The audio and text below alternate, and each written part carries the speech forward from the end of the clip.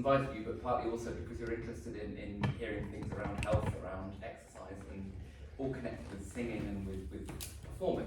And it's just important to start and say that none of us here are medics. We're not sitting here as nutritionists or anything like that. So we're not trying to give specific advice that is. Julie is. Sorry, I'm sorry. You're starting well. I knew I was going to get that wrong. Sorry, Julie's a nutritionist. But what we're I'm not. not a medic. What we're not trying to do here is give specific response to medical need, but we are trying to give an overview to practices around health, well-being, and all of those things in relation to performing. So that's the point this afternoon. Sorry. No, do so. And that's where I'm going to then suddenly do my intros to everyone. We'll start with you. Oh, But what I love doing with intros for these things is looking on people's social media profiles, because it's interesting what people say about themselves. Sorry. So Julie is a soprano, a singing teacher, a vocal coach, a nutritional therapist, a marathoner, which I was fascinated to discover, and a mother. There is another Julie Cooper, who is a composer. I know. She's lovely, isn't she? Do you know her? Have you met her? Well, no, we haven't met, but we chat her online. Very good. People mix us up. Well, I nearly mixed you up as well. I thought, oh, and you're a composer, but you're not also a composer. I am not a composer. Julie read English at St John's, Durham, and then she studied with Julie Kennard at the Royal Academy, and you won multiple prizes, including the Croft Prize for Early Music. The Croft Sherry Prize, and that was the prize, is we got a bottle of sweet sherry. Very nice. Yeah. What a prize. And appropriate for today. And you record regularly with the 16, with the King's Consort, with the Hilliard Ensemble, and give performances with orchestras, and I believe in opera as well, although I was trying to find which opera you've done most recently and I couldn't find it. Yeah, not very much. Okay. But yeah, of course, opera. We were in an opera together once. Right? At the Debreuil Festival. I love that. I think. What a lovely segue. Thank you, Julie. Rachel was in an opera once with Julie. That's very interesting. Rachel, on her social media profile, opera singer, human belonging to actually what I now know is a new border collie. Yeah. I'd taken the border collie off very sadly over the summer, and then I was able to put it back on because I got a new puppy. So it was, you're very, very honoured that I came today because I left a 10-week-old border collie to come here. It was very hard for both of us. big sacrifice, thank you. You live in the Peak District, you like running, cycling, yoga, good food, and even have a sporty alter ego. Yeah. Is it Insta or is it Twitter? Fit Lady Sings. It's really worth following. It's very good. If you, after images that might give you sort of inspiration through sweat, Yeah. that's it. There's lots of pictures of me looking very, very red-faced and sweaty. You're not just about that. So Rachel studied with Dame Anna Dame Anne Evans, sorry, and sung roles at ENO, at the Opera House, Scottish Opera Edinburgh Festival, and all across Europe. And you have been on the concert platform with, well, I looked through the lists. If you look at Rachel's CV, you'll see a list of Knights of the Empire. Yeah, it's that you can't fit into the Albert Hall, there are so many of them. I read that list and I thought, goodness, every single knighted conductor in this country. Anyway, there we go. We'll try and make that as exalted as possible. And finally, we have Jean-Kristof, who goes by Chris. Jean-Kristof doesn't have a Twitter. No. Controversial. I find that really controversial. However, you do have Instagram, which Yes. I enjoyed seeing, because all it says is Canadian baritone and international opera singer, tick. And the only other thing it said was poet. Yeah. But I couldn't find any poetry. It's published in America, the one published, and I've got one also which is made into sound right now. Yeah. So Wow. I need to do my research. There you go. However, the best bit about Chris's Instagram account is a brilliant collage of videos of him doing various bits of what we call it freestanding. Yeah, basically it's calisthenics, but Yeah. because I have a background in powerlifting before I moved to UK, I can't just use my body weight, so I have to add some more. There's one video where he shows his guns. We get to that later. It's very impressive. On the operatic stage, sorry, I'm so sorry. It's okay. It's public, so. Really impressive. on the opera stage, Chris started in Romania. Yeah. With the on contract with the National Opera of Lassi, and you won't be surprised in terms of singing. He's sung many operatic leads, particularly romantic ones it seems. Yes. And you've just done a recent tour with ETO, I think, singing Yes. Rossini's Il Viaggio a Ram. Exactly. Very good. Exactly. That's our panel. Please say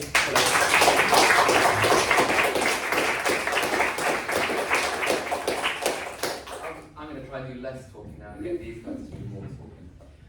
And what we want to start off with, if you're happy, each of you two, is just to give a personal anecdotal story, something that you have experienced in life, related to either nutrition, sleep, exercise, one of these things, that has either been something really positive, or it could be something that maybe actually has been less positive, and actually how you've approached that. And particularly, I think what would be interesting is to think about how that's impacted in terms of performance and in terms of vocal technique and singing. So, I mean, if I can pick on one of you. Yeah, sure. I've had no warning about this, just incidentally.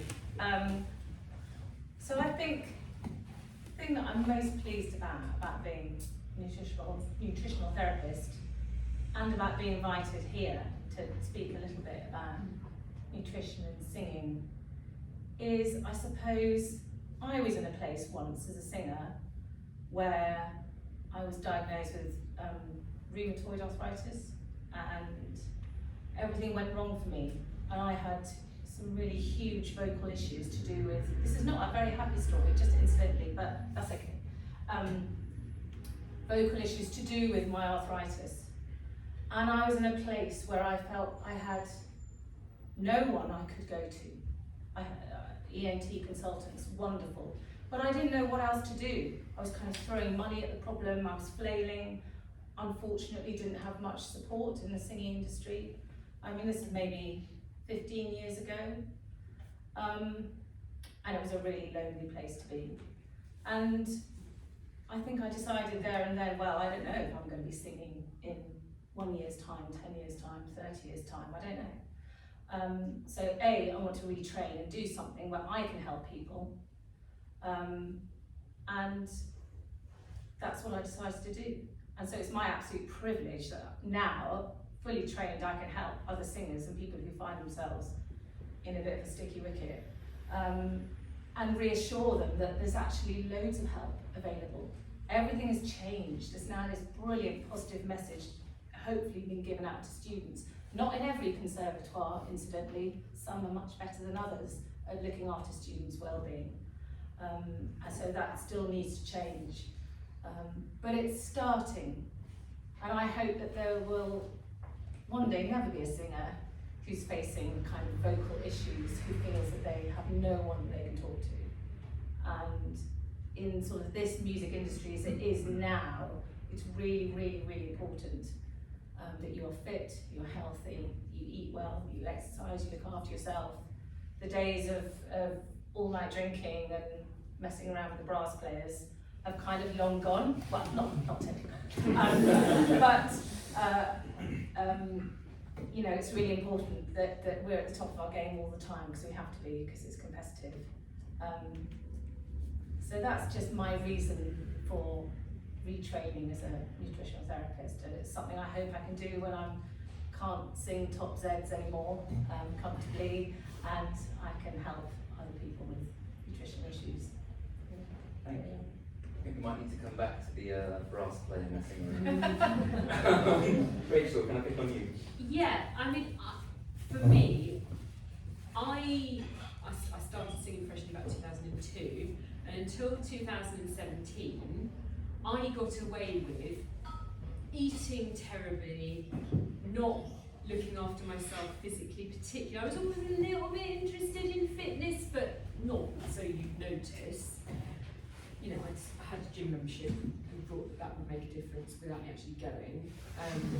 And periodically I'd make a little bit of an effort, and then I'd fall off the wagon really, really badly. I used to drink a lot of wine with dinner, you know, no problem with it, but I used to really enjoy food, wine, cheese, pies, everything.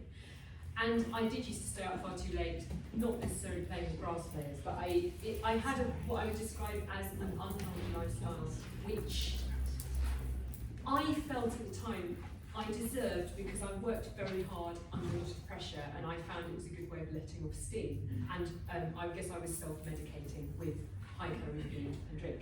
And I was really quite overweight, and it didn't affect my career. I want to make that absolutely clear.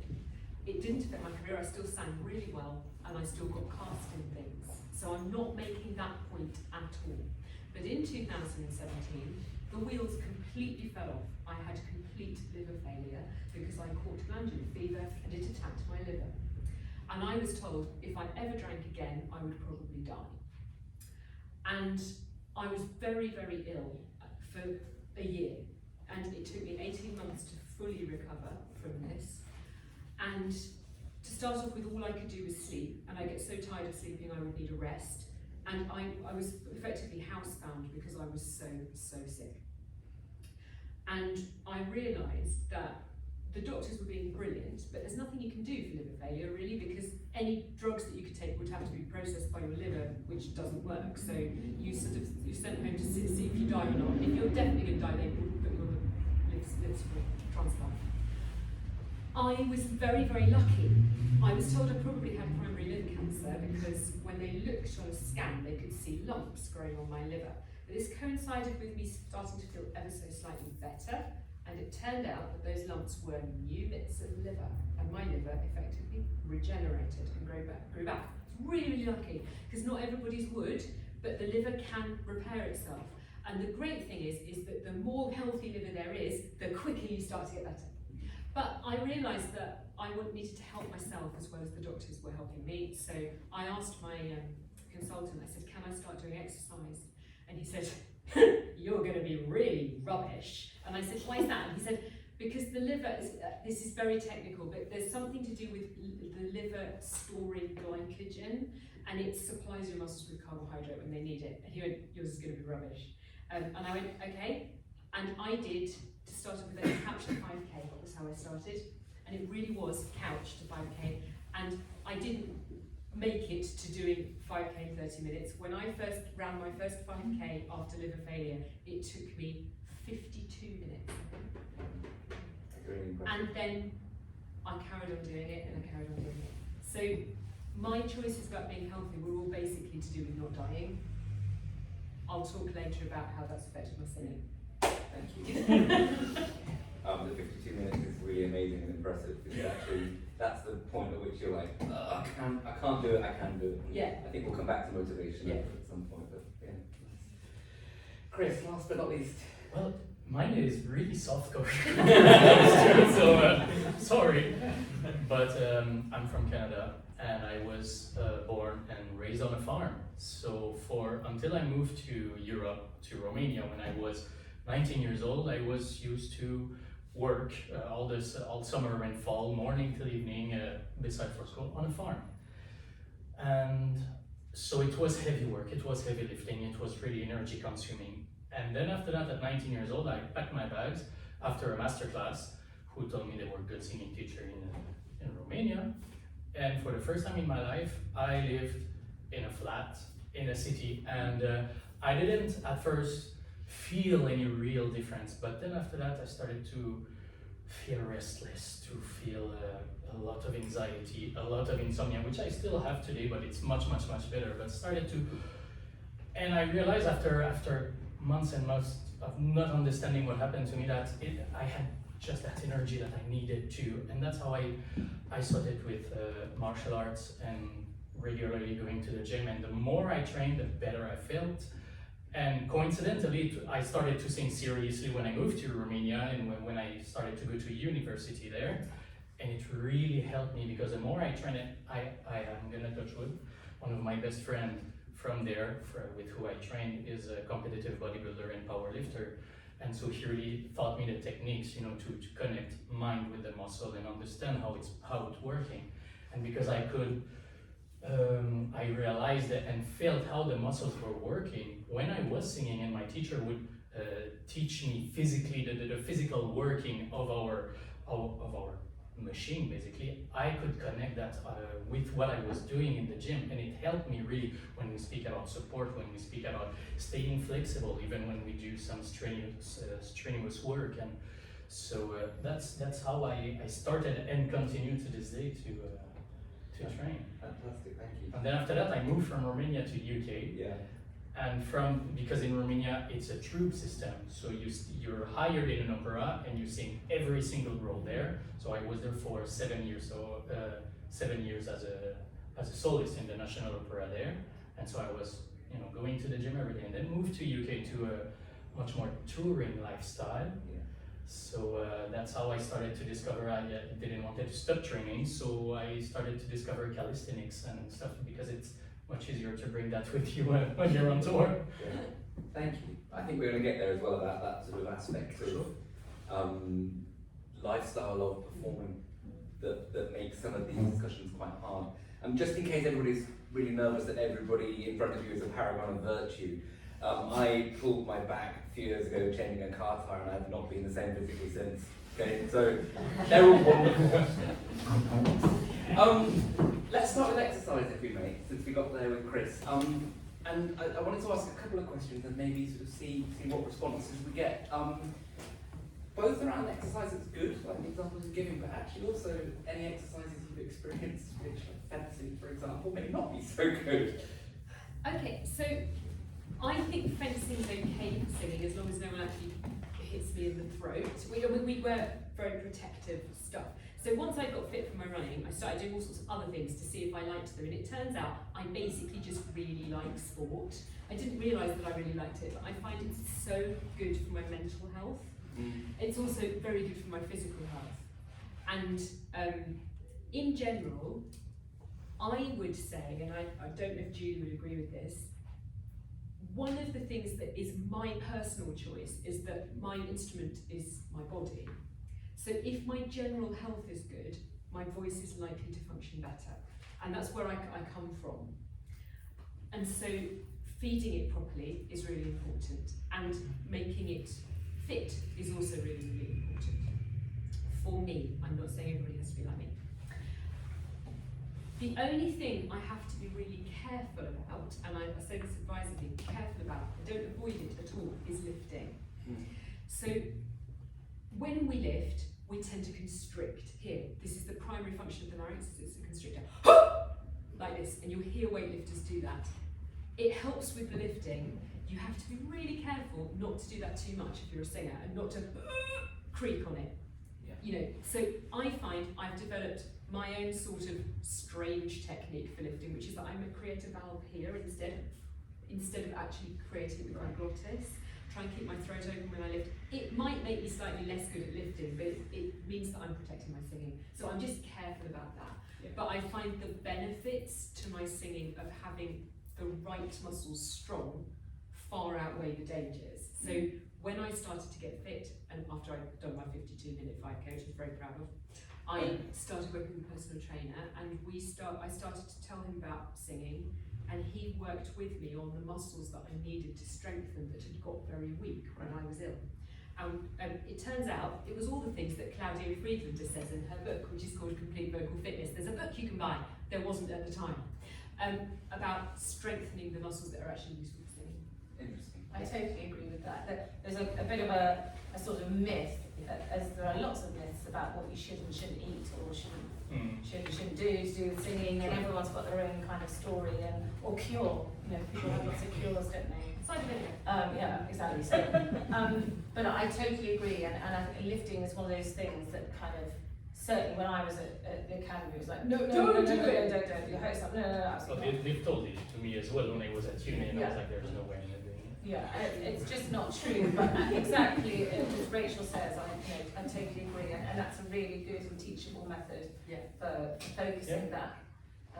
Do you do the same, Chris? Is that when you're lifting, because you do a lot as well? I find that when I'm lifting, and of course, I concentrate on the muscle I'm working on, but I tend to brace a lot with my abdominal cavity. That's from the powerlifting. We use a belt to sustain the back, but then after that, when you lift, you brace your abdominals against the belt, and that helped me also singing. Feeling a lot what I'm doing with the intercostal muscles.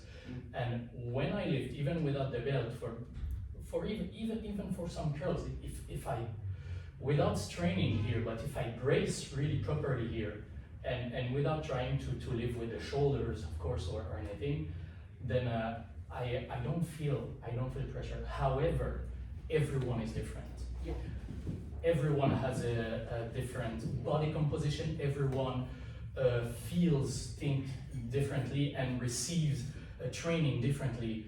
So maybe lifting heavy won't be for everyone, because some people absolutely will, even if they really try, maybe feel too much tension, for their liking. But everyone should train. There is exercise for everyone. For example, I keep saying about the muscle control and stuff like this. Yoga is an exercise that you have to have tremendous muscle control, and that's another thing that helps singing a lot, because you have to know what you're doing with the muscle you're working with when you sing. Personal trainer? Not personal trainer? You sound like you've done a bit with one. I have a personal trainer now. Yeah. She's called Hayley. She's lovely.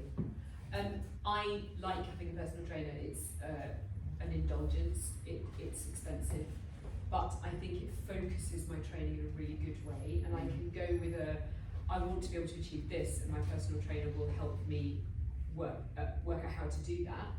I've been very lucky. My first personal trainer was a lovely guy called Julian, who's now a policeman, so that's why I moved to someone else. I found somebody who's really interested in singing each time, who's happy to work with me in the way that I'm wanting to work. But in the way that, if I'm going to sing a really hard piece in Russian, I'll go to a Russian coach. If I want to know how to do an exercise properly and safely, I'll ask an expert. Yeah. Julie, from your side, have you experienced similar things in terms of particular types of exercise that you've undertaken that have been beneficial or opposite? Well, I kind of agree with everything that Rachel says. Me and exercise and sport have never gone hand in hand, and I've thrived pretty happily as a singer without playing netball on a Saturday evening or going to the gym every morning, and it just wasn't really part of my life. But I think when I became ill, I wanted to really show that my body could do something. It was really important to me that I just didn't just have this stupid bloody disease that really pissed me off, I wanted to do something with my body, so I took up running, and I did, seriously couch to 5, and kind of kept going. I absolutely loved it. But it was all you got to 42 kilometers. Yeah, and then said I wanted to do that again for a bit. But that's what worked for me, and these things are just, it's horses for courses. And exercise, whatever you want to do, is great. Certainly in terms of personal trainers, for lifting and weights, great. Get a couple of one-on-one sessions, brilliant. Money well spent, and then see how you do. Check in again in a few months. Not it's expensive business, but run. You don't need to be taught how to. You just put your trainers on and go outside and listen to a lovely podcast and poodle along as slowly or as fast as you want. Whatever suits. You're getting out there, you're using your body, that's great for your voice. Yeah. And however slow you are, you're better than the people who are not God. Yeah. That's the thing.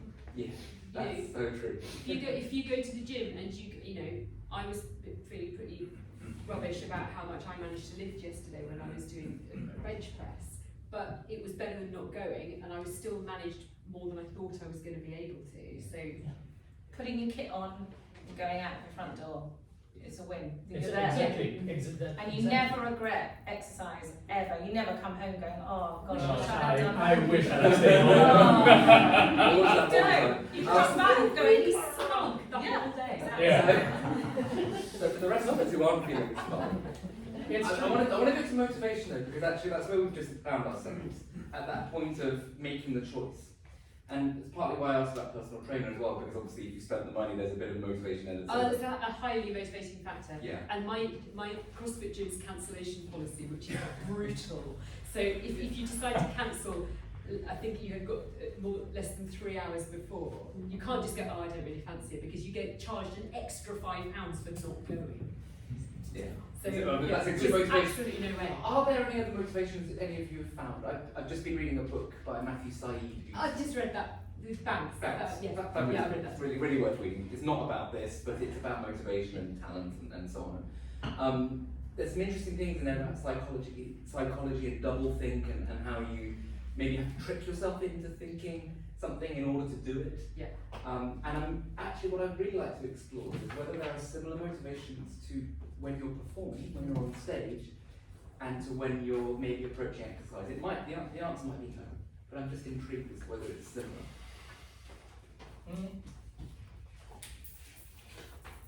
Well, I would say yes. I would say yes, because when I'm singing, whatever I'm singing, and it can be for 3 people in a room, which already happened all when I was at Champs-Élysées in Paris. You want to do always the best you want. You want to sing like your life depends on it, you know? That mentality goes a lot into training, into, okay, I want to, even if you don't feel good, you know, you're like, okay, I'm outside, that's a win. You want to be better than what you were, you know, or progress towards something. So I may not feel all right today. I won't do a 200 kg deadlift. But if I go to the gym, if I do something that's better than I was, you know, just I'm not feeling right, staying at home. It's that mentality, but that drive that you feel, you know, to do better than you think you can, you know? And that's the same for you on stage as well? Always. I always sing with, I don't know, a drive, and you know, almost unstoppable drive. You know, I may not be the best, of course, you know, or not feeling the best, or knowing that today my voice is kind of in my heel, which happens, you know, but you go on stage and like, but I'm gonna do the best of it anyway, you know? Julian, Rachel? Yeah, I suppose it's interesting, isn't it? I think as you get older, you get a different perspective. It's one of the joys of getting older, is you have a very different perspective than you did when you were 29. And I love that. I think there's something that as a singer, whatever stage of your career, whether you're amateur, professional, whatever, it doesn't matter, that there's something intrinsic about singing that is just, you have this love for it. And even though at times it might be difficult, or it's just, we really love doing it. We want to share that in whatever way that we have that.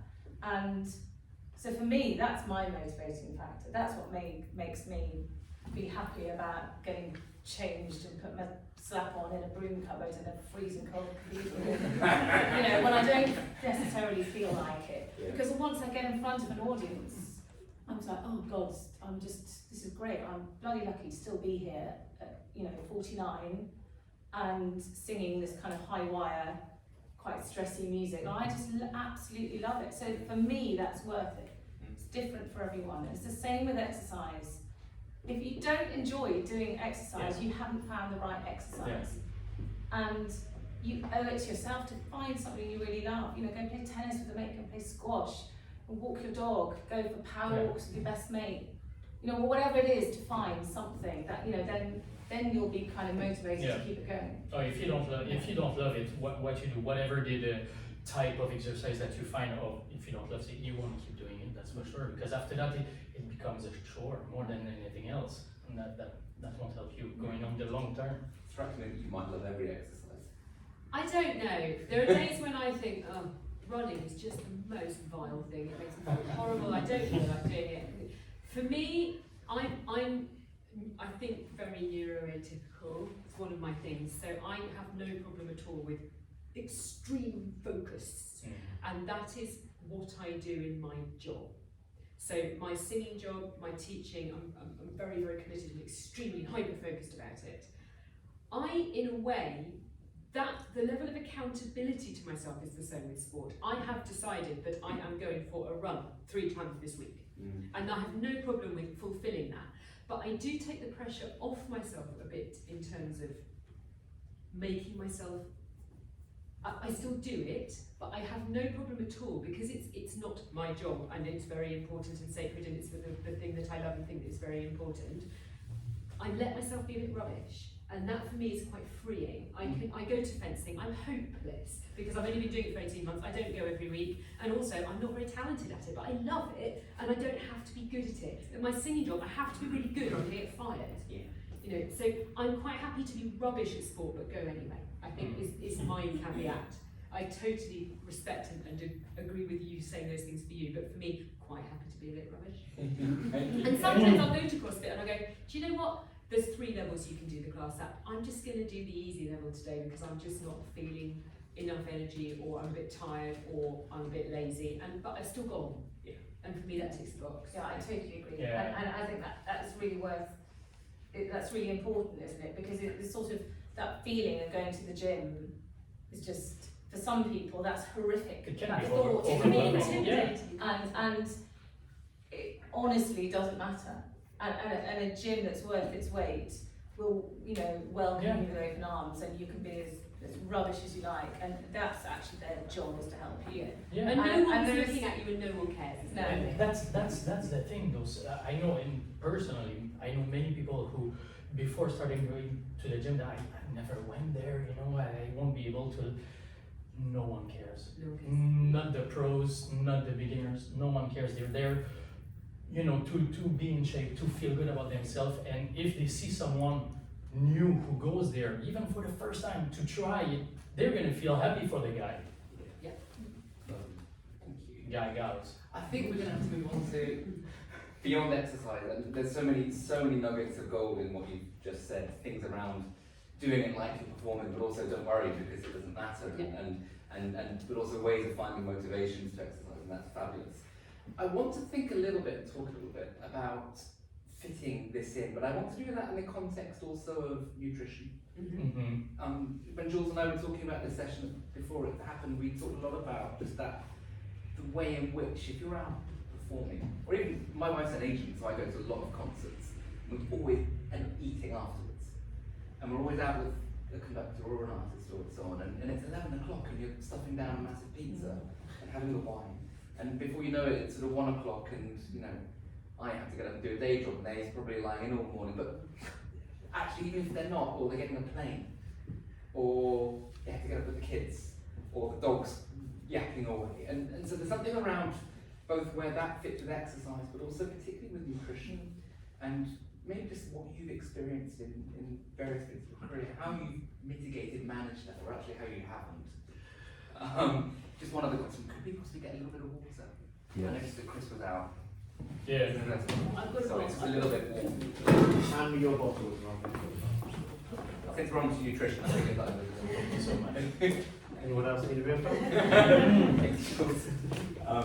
Well, I do. I give quite a few talks about nutrition and vocal health, and which I absolutely love doing. And I have a couple of slides that I use of examples, and I used to kind of make them up, and then I thought, no, I'm not going to do that. I'm actually going to ask my mates, I'm going to ask my colleagues.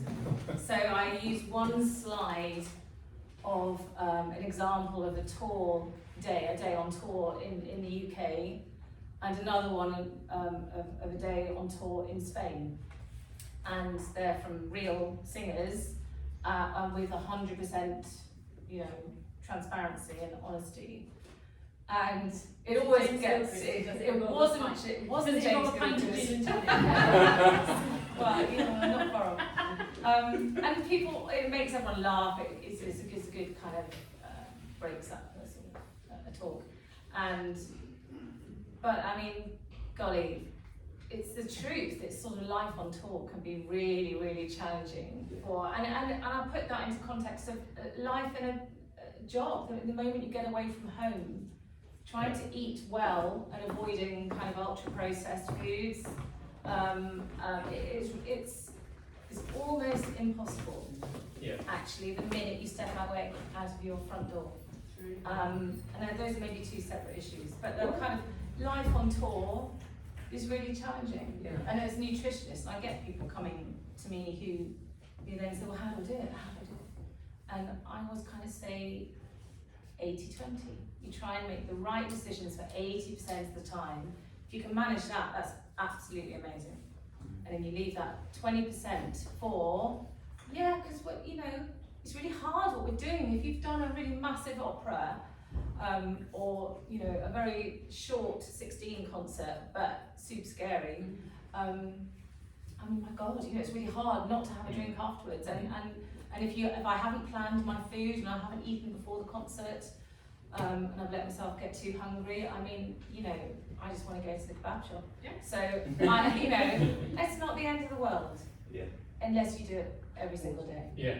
So it's kind of that balanced approach is what you need. 80-20 is a great kind of thing to take away and remember. Thank you. So can we go to some specifics? What do you do before performing? What nutritionally? What order do you do? Some of my operas are 5.5 hours, 5 hours long, and then you add on 2 intervals. Yeah. I have to not only think about what I'm eating before, but I have to think about what I'm eating during. Yeah. And I did an experiment this summer with Huel, which is according, apparently, nutritionally balanced process. It's basically like hot noodle, but it's supposed to be healthy. And I have to be super careful about what I eat because I have a big hiatal hernia, which causes me problems with acid reflux. So I have to have things that are not going to kick off my acid reflux. We all know about acid reflux at night, don't we? About sleeping on a wedge and all these things. I do all of these things, but the thing for me that is really bad is eating and then singing soon after eating. So I just have to be really, really careful. I did not enjoy my experiment with Huel. It's disgusting.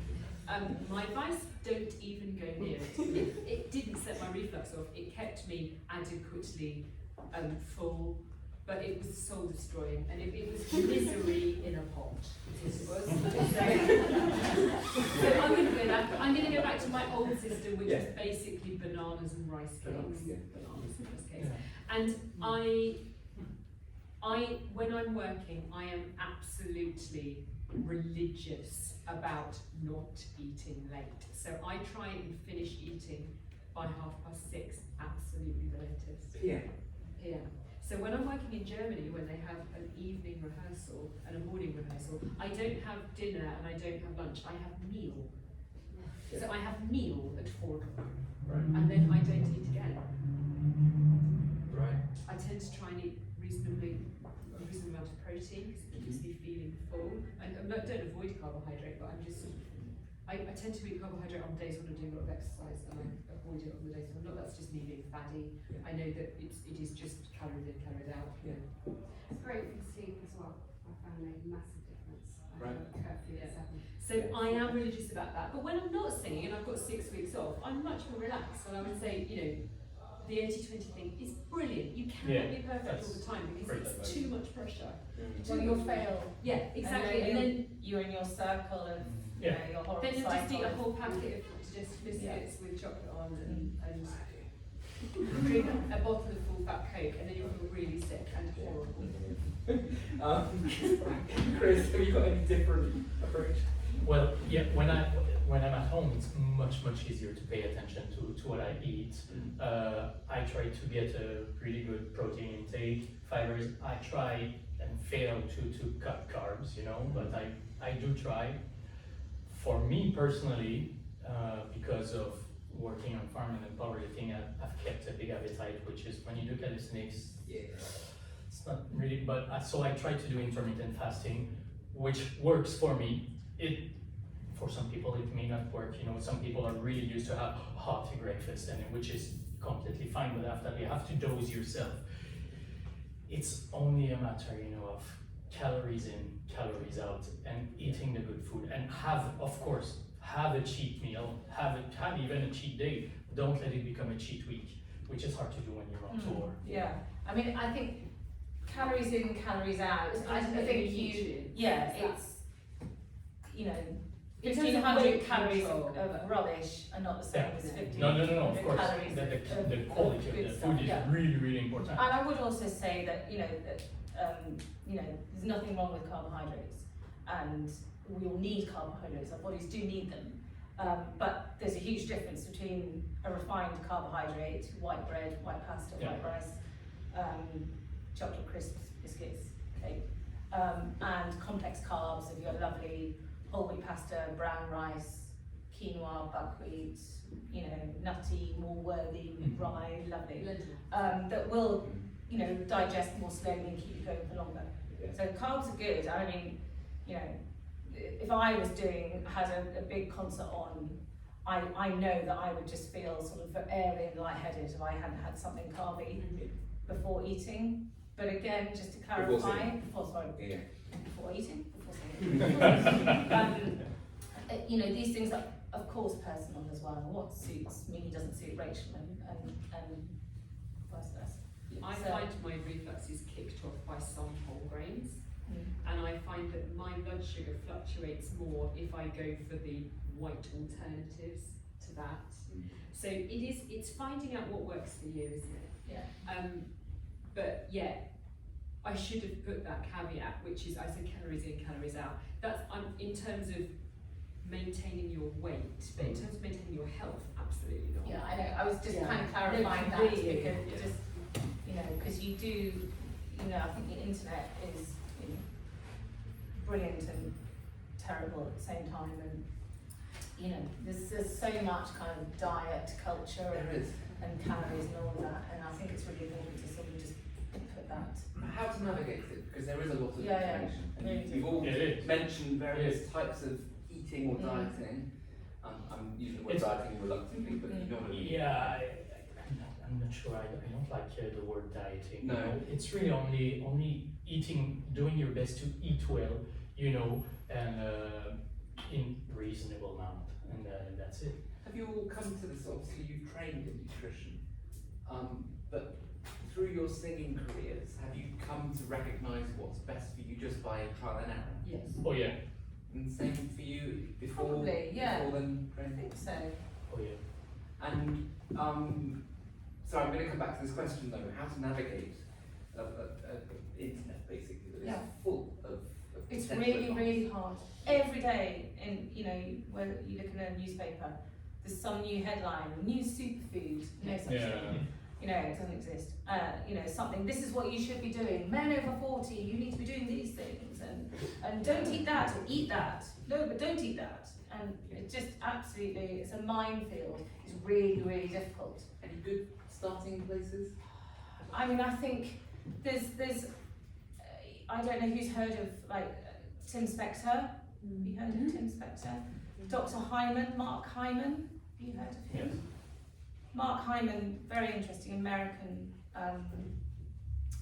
He's a doctor, but super interested and also been retrained as a sort of naturopath and gone down kind of holistic food route.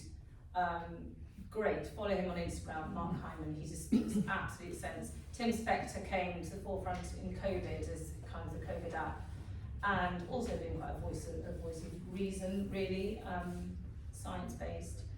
And he has this big sort of gut project called Zoe, and you've probably seen lots of people running around with big yellow stickers on their arms, having paid hundreds of pounds. I did it. I'm waiting for my results because lots of my clients have done it, so I want to find out what it's about. Whether or not you agree with the principles, all to do with that. The actual project itself is trying to get as many samples of people's microbiome as possible, and looking about, you know, the gut is the second brain. Everything that happens in the gut affects our health in every single way. So Tim Spector, Mark Hyman, both names, they speak sense, give great advice. It's based on whole food, nothing's demonized, but it's whole food, colour, variety, and yeah. So there's plenty of good stuff on the internet. So start with that and go from there. I'm going to ask Jules to send out those maybe after the session. Sure. And also the link to the book that you mentioned earlier, Rachel, which... Balance.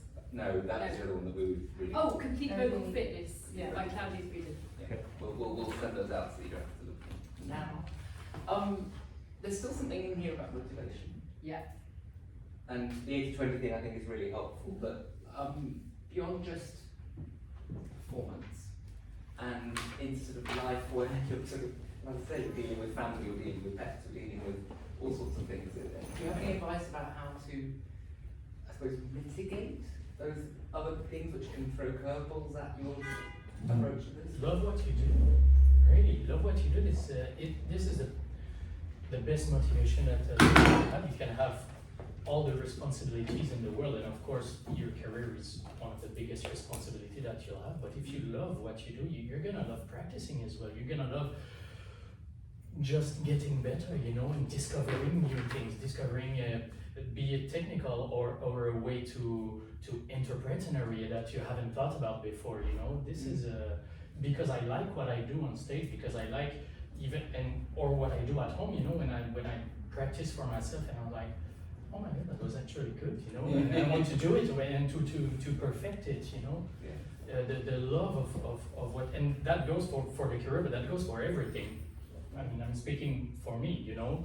I love to train, so that's why I may not enjoy running a lot, you know, but I really like the results, you know. So it's like, okay, let's go, let's do it.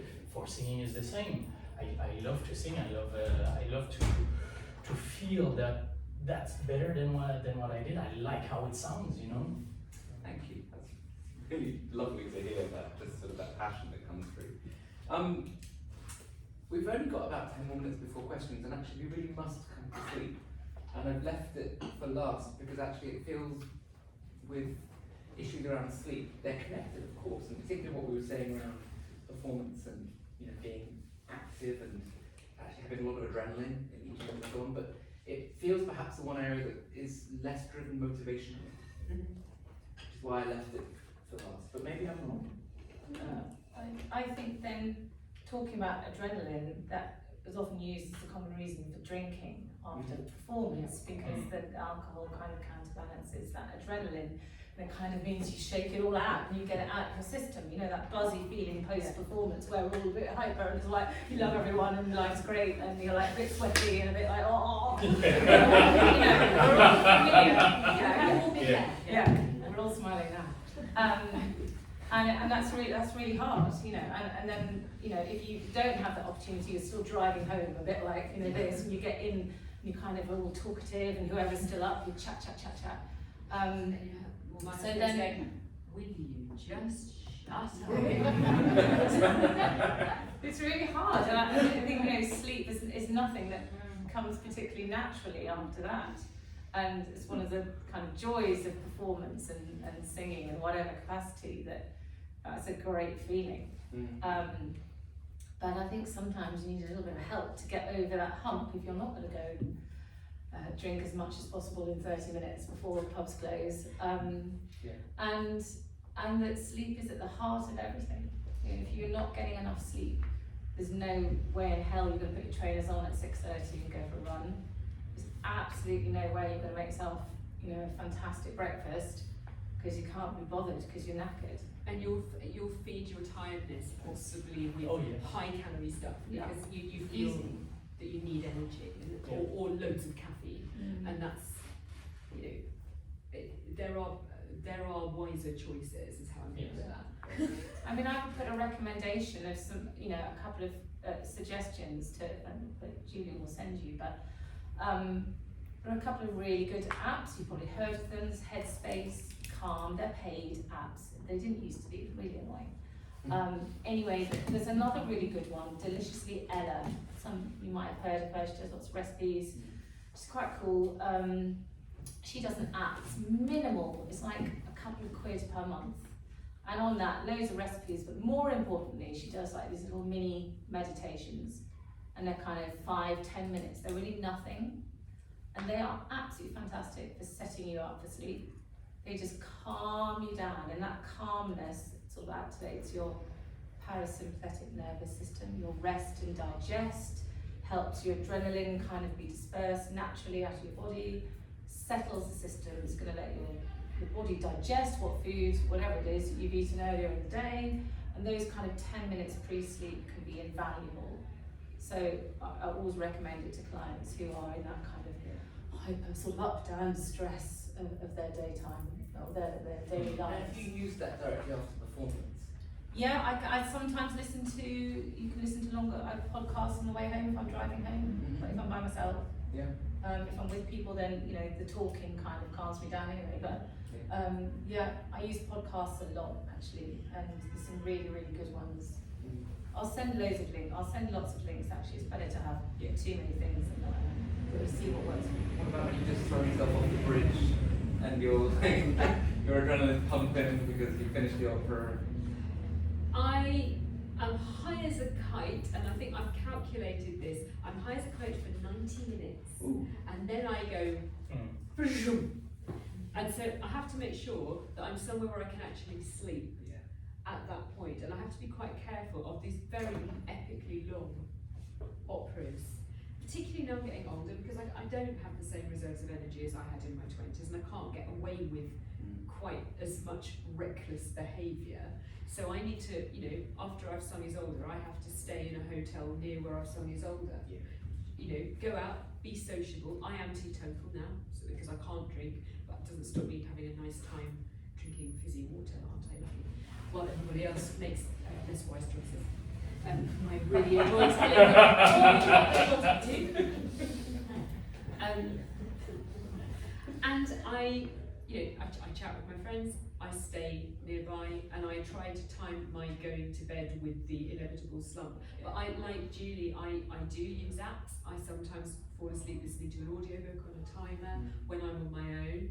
When I'm at home, I don't go to bed with headphones on. I find being at home is much more restful anyway, but I do have various little relaxation rituals that I do.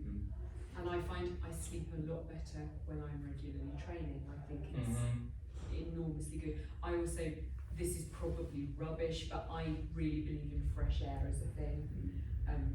Keeping your window a little bit open at night if you live in a safe and a very to do that, I think that's really good, but also being out in the fresh air. Camping? Absolutely, of course I love camping. Very good. I love it. So you just got into a bit of an area I was going to ask about, which is variance between sleeping patterns normally and then around performances, and when you actively try to change sleep patterns. If you're on the road performing, do you take naps? Do you do anything else like that that supports either of you? If I sleep during the day, I'm hopeless. So the only times I've had to do that is when I'm very jet lagged. If I'm performing in Japan, for example, I've done a lot of work out there, and I have got so tired that I have simply had to fall asleep wherever I am. I've kicked on my dressing room floor because I was just so tired I couldn't carry on. Yeah. But in general, I try to get my sleep as ordered as I can as quickly as possible by staying up until it's bedtime and not taking any stimulants, because it's very tempting to keep yourself going with coffee. And then that's the other thing. If I drink caffeine after 4 p.m, I have sleep problems, so I know not to do that. Interesting. And you said that not taking stimulants. I mean caffeine. No. Have any of you also used the opposite and gone down the route of using sleeping pills or anything like that? No, but I have I have a little box of tricks, as I'm sure people do, of like various pillow sprays and stress, you know, all these kind of. Yeah. I have a box of tricks with me. You know, you just kind of, if you're on the road as a singer, you're sleeping in sometimes nice hotels and some absolutely minging ones. So we all have our tips for trying to help, but the thing that's definitely earplugs, eye mask, or you know, a calm down little tiny meditation is the best thing for me. Yeah. You know. You are all coming across quite virtuous in this respect. Yeah, So can you I tell me about when just want to say something about that actually, which is we seem to be coming from we seem to have come across from the perspective that this is a worthy thing to do and that everybody should be prioritising healthy eating and exercise. I think that's personally, I think that's the right decision for me because it makes me a happier person. Yeah. It makes me able to deal with the stresses of my life and to carry on doing my job. It's not how everybody feels, and one of the things that's made me extremely happy in recent years is the rise in body positive mentality in the opera industry, and long may that continue. I certainly, and will never ever say, and have never said, that people should be thin. I think the opera world and the classical music world is there for people of all shapes and sizes and levels of fitness. I just wanted to make that very clear. Yeah, no, that's absolutely true. Very well said. Actually, I was sort of skirting around body image purposefully because I didn't want to get us too stuck down that road. No, of but course, but I it's think it's connected. important to say It that. is. Yeah, it is Because I don't want to come across as one of those, everybody must be like this. 'cause- Yeah. So actually, but I don't mean this in a facetious way. Actually, you are all coming across as people who've been through an experience and have got to a place where you feel good in yourselves about the decisions Yes. you're making in relation to sport, food, sleep, and other things. I'm sure. Actually, the last question I have for you before we open out to the audience is about the impact that has more widely around you, because you Rich, just talked about you're going out with everybody else afterwards, but then. And then I can tell them all what they did. It's hilarious. but actually, you're also actively choosing to then say, but I'm going to go to sleep at this point. Yeah. And presumably you've had, at least with people you know better, a conversation where they understand that that's what you do. They do. They try to persuade me that that's not a good idea and that I should stay out. And I'm just like, guys, no, I need to sleep. And I'm just selfish enough to prioritise that. Yeah. And you do, I think that comes with age, and it comes with a certain degree of confidence and knowing what you can do and what you can't really do. And I think I've been fortunate enough that my career trajectory means that I now sing very big roles when I'm cast in an opera. It's often the main part, or an important part. Yeah. That with that privilege comes an enormous responsibility, and I take that responsibility super seriously. Yeah. And I'm the most fun person in the world when I'm not working. That's a lovely thing to hear. Yeah, absolutely. And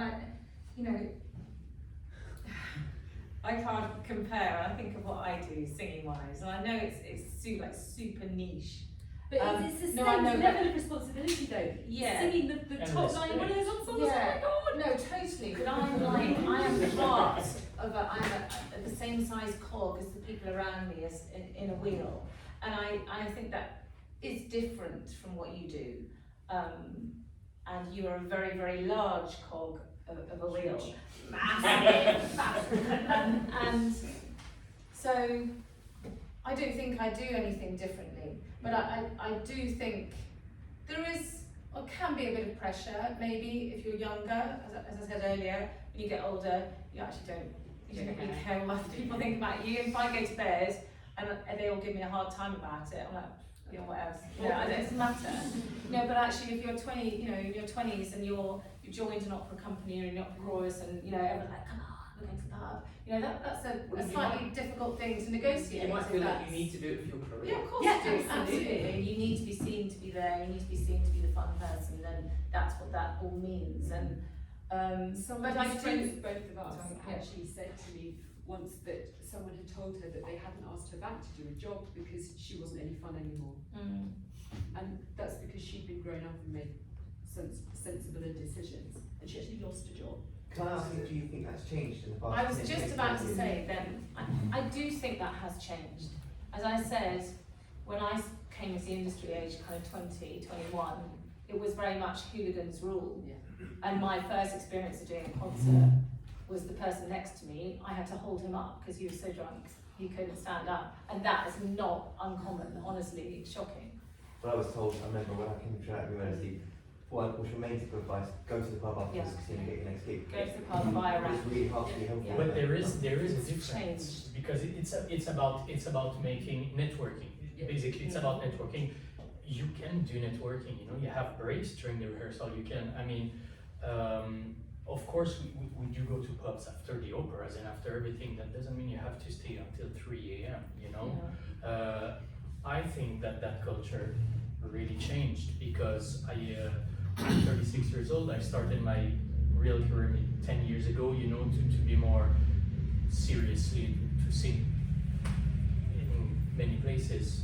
So, and my own experience was that I've been appreciated because when I know I have to sing the day after, or then I'm serious. And directors from opera, managers, they told me that, oh, I like you because you know your stuff, you know how to be responsible. Right. I wasn't there before, and I have friends which were, and they told me it was completely different. It was those history of they were completely drunk at 4 a.m. and they had a matinee the day after, and I was like, used to be a sort of badge of honour. Yeah, yeah. And that's not the case now. No, No, I do see it's it. not even accepted, I think. No. Well, I think, if it happens, but you know, you have to be there the next morning at 10 a.m. and feel Yeah. cool, and you've got to be in good shape. Yeah, yeah, Otherwise, that's why absolutely. you'll be sacked. Yeah. Not because you didn't go to the pub. And I do feel with, we work with younger singers, and that actually people are wholly more serious these days because there's more at stake. There's kind of, you've got to be really good. There's no room for someone who's just a bit pissed all the time. That's just not acceptable. No. I think people are drinking less as well. Yeah, I think so. That's certainly true, Yeah. statistically true. Yeah. It's encouraging. I think there's another seminar in this around culture and an opera world and career development and so on. It's not for now though, because I want to stick to the sports nutrition Yeah. sleep theme, and it is time for questions. Sorry, we already had one, which is great, but do feel free to ask away, otherwise we could just natter. We could probably natter And until our ask slides questions. start going. Yeah. Hi, I have two questions.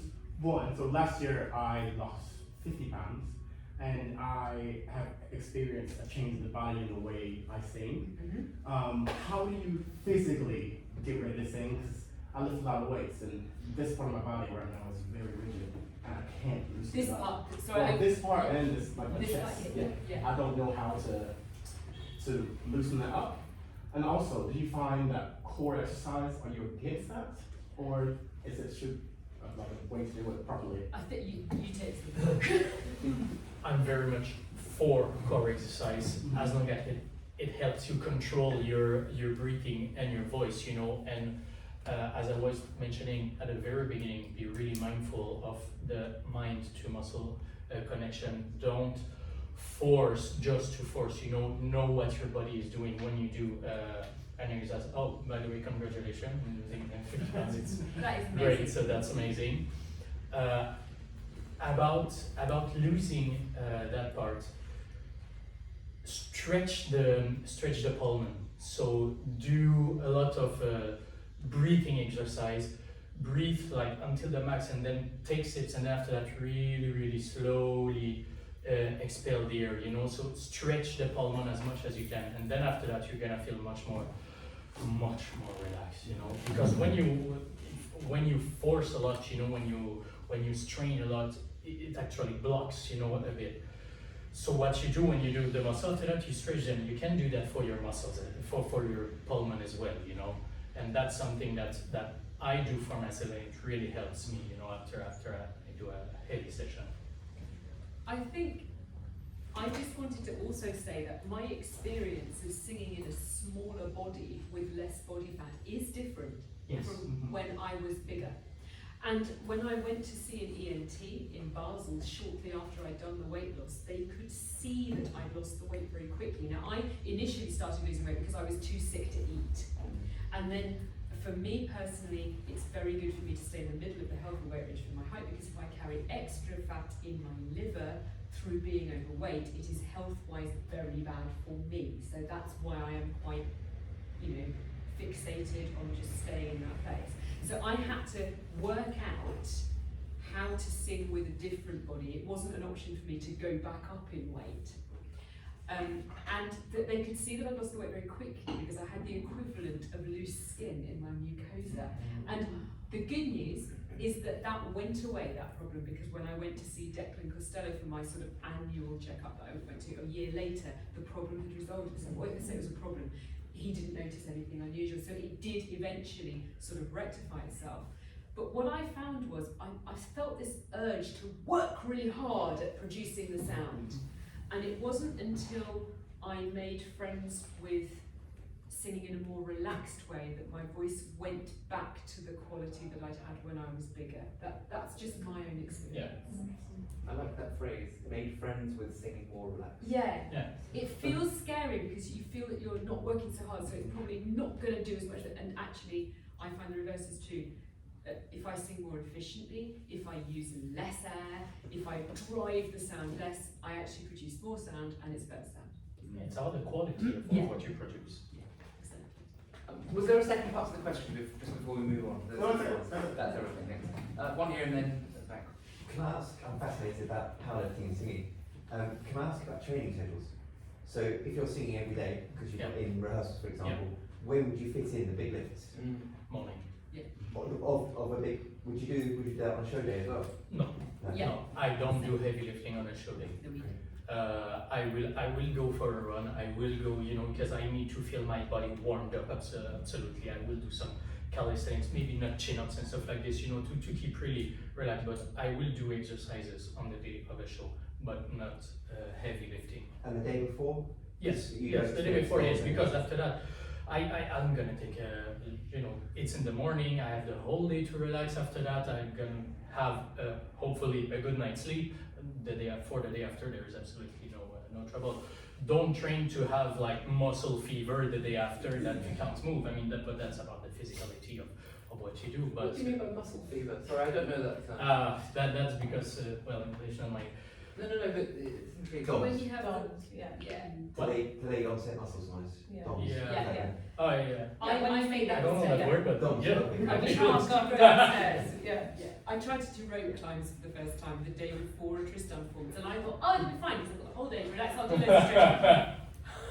And it wasn't that I couldn't sing; I could sing perfectly well, but it was getting up and down off the bed was. It had to be mind over matter. It was excruciatingly painful. Never again. So yeah, I wouldn't train on the day of a performance. I would exercise. I would lift. Warm the body. I would say I'd go for a swim. I'd enjoy that, but I'd worry about getting water in my ears actually. So actually, a gentle run or a long walk, something like that. I feel particularly women. If you find that you suffer at all from premenstrual edema, which as I get more and more perimenopausal, I suffer from more and more. That's when your vocal folds become shorter and thicker, more fibrous when you're about to have your period. Yeah. And actually, increasing the circulation of your body is the very best thing for that. So if I am premenstrual, I will go for a run, a reasonably, brisk 5K, for example. I try and make sure I breathe through my nose so I don't get dry. I take on lots and lots of water. Yeah. But I find that's tremendously helpful. The rest of the day, I could do a long walk or a gentle run would be great. And I think that makes me better at singing rather than Anything with your exercise? No, I absolutely agree with Rachel. It's about kind of get a sweat on. Yes, It's exactly. absolutely fine. Keep the On a blood gig day, oxygenated, it's the warmth, it's the warming up, it's getting the blood circulating, it's getting the blood to the surface of the skin. It's and yeah, absolutely. It's if you're premenstrual or perimenopause or any of those things that it might not be what you want to do, but I guarantee you'll feel better. Definitely. For the benefit of everybody else you're performing with, then have a shower. Yeah. I've got a question here and then one at the back and maybe there. Oh, I just wanted to touch on what you said to say it might be useful to have another session or something where you talk a bit more in depth about periods and singing. So I was thinking that's something within the industry that's not really acknowledged so much, and it's like, well, you just got to get on with it. And I'm sure 100%. that there would be a lot of really valuable information. Yeah, hormones and singing. Brilliant. There you go. So are there any particular bits of that would be useful in terms of just 3 or 4 minutes worth of support advice? Quite difficult. If not, that's absolutely fine. It's something Maybe I'm it's a separate session. personally navigating at the moment, and at the moment I don't feel I'm struggling enough to warrant taking up an NHS appointment to have HRT. I think, but my voice is changing perimenopausally, and not all of those changes are bad, actually, is the other thing to remember. Your voice does change in your 40s. And what I would say is that having a really secure, established technique, which is flexible enough to accommodate that vocal change, can make those things much less of a problem. So as I've got older, I've become more and more interested in singing technique, and I think that that's a good way for me personally to navigate the transition into being an old crone. Julian, anything else? No, I agree with everything you said. But just also from a sort of hormonal point of view, not just menopause, perimenopause, that females have to negotiate changing hormones all the time, and it can have a really big impact on the voice. It can, you can tell, or someone else who knows you well, like your singing teacher who knows your voice well, can tell that you're going to get your period tomorrow. Yeah.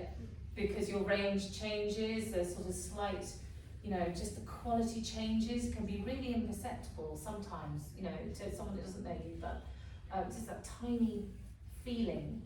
And it's to do with hormones and estrogen levels and how it affects your mucosa. And so I think having a real awareness of your cycle, for sure, you know, there's lots of apps you can track your cycle, really understand, know to eat really well the week before your period comes, and hydrate. Yeah, there's lots of things I think. And you may want to do a longer vocal warm-up, that's the other thing. So the struggle is genuinely real. When I went to the ENT in Basel the second time, because I had to sing a lecture with laryngitis because my cover was sicker than me, yay. And I wanted to check that I wasn't actually going to damage myself. So I went to see him. He said, you're about to get your period. And I said, how can you tell? And he said, I'm comparing the sides of your vocal folds. And he said, yeah, the laryngitis is gone. There's nothing really to worry about, but I can see that you're premenstrual edema because your cords are noticeably on the picture shorter and fatter. So that made me feel a lot better because it wasn't just all in my head and I wasn't just being a hysterical woman about it. And he said, go for a run, do a longer vocal warm-up. So that's what I did. Also avoid the few days leading up to your period. It's not what you're going to want to hear, but avoid sugar. Yeah. No, because I know, and I know. Because it's all you want to do. But it's, you know, sugar feeds inflammation. And that's what's happening. Your cords are puffy, they're mucousy, they're inflamed. So if you can really fight that, go for a run instead. Get out of the house, drink water, go. You know, take yourself away from the fridge or the biscuit tin, and that will really help actually. You know. Got one to here, but actually there's one back first. Sorry, you've been waiting for ages. Thank you. And Jules, maybe that is skip me. back to. Skip me. It's fine. It's two short nutritional questions, but just a comment about the discussion about going to the pub. My grandpa used to say everything in moderation, including moderation, which kind of fits in with your 80-20 thing. That I think it certainly is, from my experience, it certainly is a thing in some companies to be seen, and that's where people make connections and stuff. Obviously drinking alcohol and staying out late, they're not great things in themselves, but what I found what the most damaging thing is talking in a loud pub. Absolutely. Oh yeah. Because you are battling with 40 other people and music.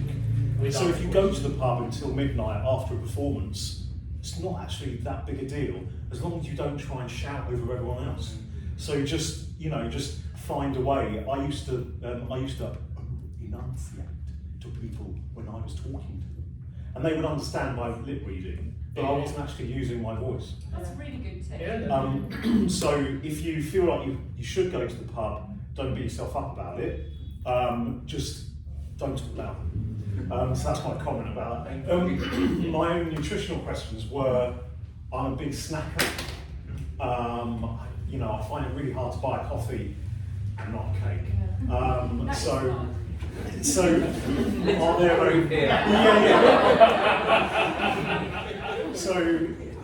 So are there some good snacking tips you've got? And secondly, with drinking water, if I realise I haven't drunk enough water, I then just bang half a litre of water and then bang another one half an hour in half an hour's time. Yeah.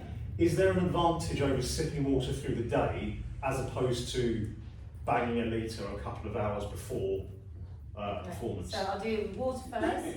The top tip: have a pint of water beside your bed. You have a bit of water before you go to sleep, of course, and it's there in the night if you need it. Wake up, the very first thing you do is the only time you chug a pint of water, because then it's in your system. Don't even put your legs out of the bed. Just sit up, chug it, and there you are. You're on your way to great hydration for the day. Okay. Thereafter, little and often. So boring, but just sip little bits, little and often. And now everyone's got a water bottle with them all the time. Here we all are. Little and often. And actually, there's no benefit whatsoever about then not drinking for 5 hours.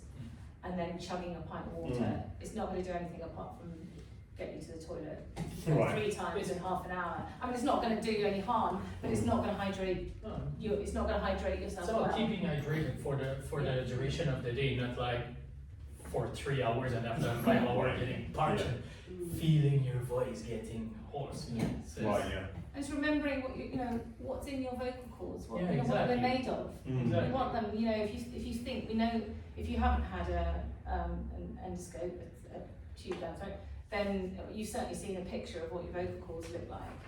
And, you know, nice healthy vocal cords look plump and juicy and delicious.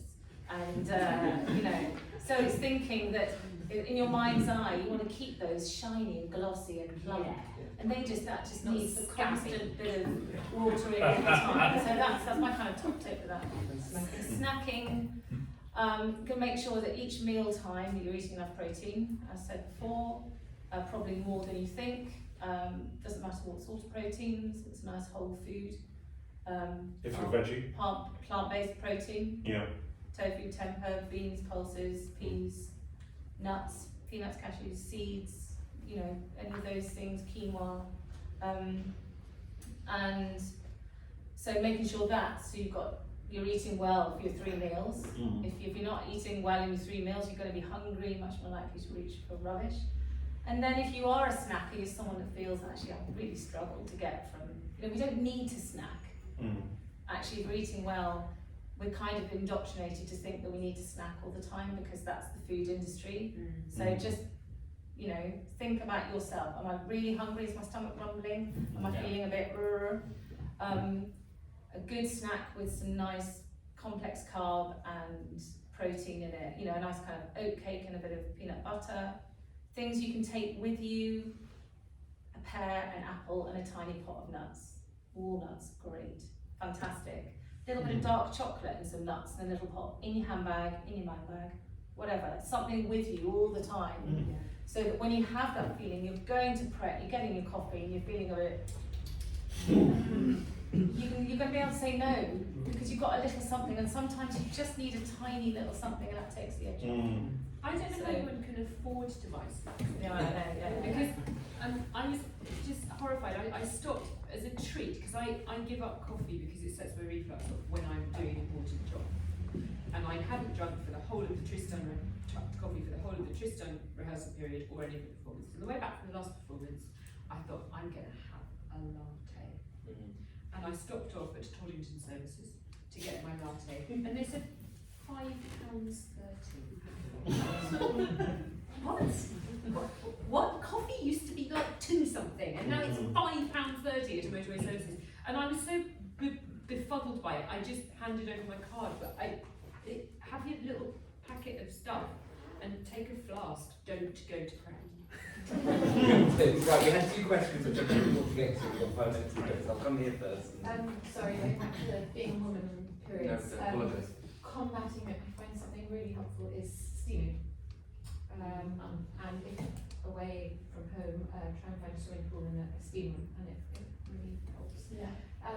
Also, I recently heard about something called the pineapple thing, the Bromelian. Yes. Do you want to take it? Is it Yeah. good? Would you? You know how in Germany you can't buy anything over the counter unless it's herbal and will do nothing. That's what we used to joke about. I was told to take a beryllium complex by my long history of going to see ENTs. Usually because I've got a cold or something and have to sing a lecture, and I was told to take a beryllium complex. It is supposed to be naturally anti-inflammatory. The one I took, you can buy in Germany, called Vorbenzin. I don't know if it works or not because I don't know what I would have been able to do if I hadn't taken it. There we go. Do quite like eating pineapple with Greek yogurt for breakfast then. Yeah, always eat the middle. It's the middle that's got it. And really, not the hard outside, bit. the hard bit. So, but yeah, Good to know. but yeah, it's quite. But that's got that enzyme in it, and it's quite a potent anti-inflammatory, along with quite a few others. But I don't think it's better than any others. But it's an option. If you find it helps, then it works for you. What do you feel about supplements, Julian? I'm well chosen ones that are well researched, with good scientific evidence behind them. So I'm because very happy with. Emma and I have this thing where we think if we spend enough money in Holland and Barrett, we're definitely going to sing better. Yeah. We both turned up at the collie for the Valkyrie with big bags with Holland and Barrett. They're just like, I spent £43. Well, I beat you because I spent £47. Placebos, yeah. Yeah, no, the supplements and the supplements, just so you know, and the chances are of you walking into Holland and Barrett and choosing something that's really going to help you is probably quite slim. But if it makes you feel better, fine. There's plenty of good stuff in Holland and Barrett, incidentally, and very good food products and various things. But supplements are great, but with the advice of a nutritionist or. Okay, do our best to squeeze in 3 last questions, because there are 3. I've got one here. That's actually 4. I'm going to have to be really mean in a second. So let's start here, and then we'll see the. Yeah, just wanted to ask about reflux and sugar, because somebody mentioned that it's probably a big trigger. I've noticed in the last few years my sugar cravings have got worse, and so has my reflux.